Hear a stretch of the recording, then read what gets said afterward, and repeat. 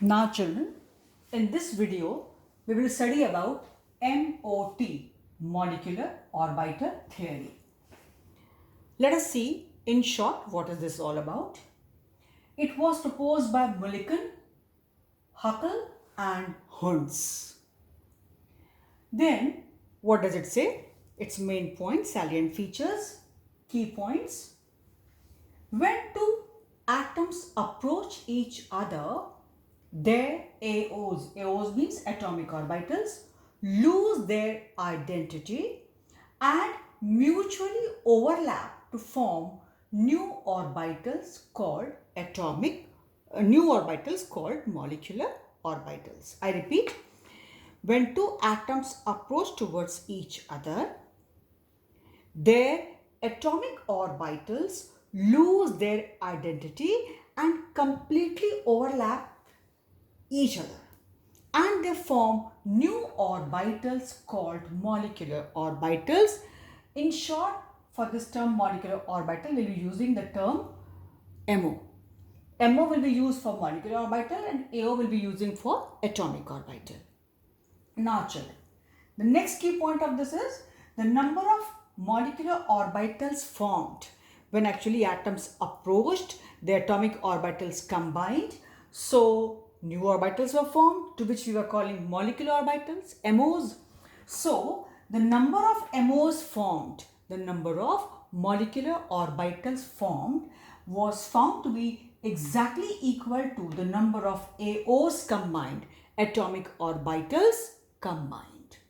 Then one point I am again giving you here, electrons were filled in these MOs same as in atomic orbitals.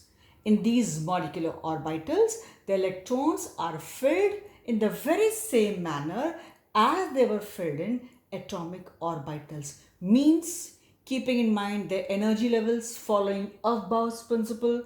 Then it was Hertz-Joule. First singly they will be filled, then only the pairing will be done, as well as following Pauli's exclusion principle.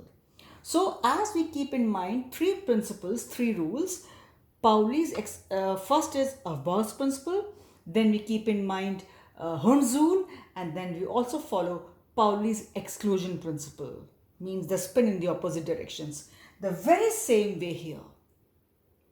In the very same manner, electrons and MOs are filled same as in atomic orbitals. Children, I am giving you the sentences, the points in minimum words. That's why I wrote electrons and MOs are filled same as in AOs. Correct? Following those all rules.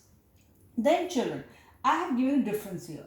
Actually, the moment I came across the term AO and MO, I wanted to give a difference then and there only. So AOs, atomic orbitals, they comprise of particular atom. So they are monocentric. Atom, its center, and they are monocentric. They are influenced only by that atom, the nucleus of that atom, the center of that atom. While these are polycentric because they are the combination of all the atomic orbitals. So these are polycentric, while atomic orbitals monocentric. Then these are pure orbitals, they are uncombined, pure orbitals, while these are the combination of AOs, right? So they are not pure. I mean, they are a combination of AOs, so naturally they cannot be pure. Then these atomic orbitals have higher energy, and once a system has higher energy, it is always less stable. So they have higher energy and they are less stable. Here, because they have overlapped, they have formed a bond, and we know during bond formation, energy is always released, means system has the lower energy and becomes more stable. So here they have lesser energy because they have combined. They are obtained as a result of the combination of the atomic orbitals. So they have lesser energy and are more stable. So these were the simple differences in the simplest form I have told you here. And once again I am telling you, electrons in MOs, molecular orbitals, are filled in the very same manner as the electrons are filled in the atomic orbitals, right? Following those rules of Bohr, Hertz-Joule and Pauli's exclusion principle. So this is what is there for this video. It's just a theory, children.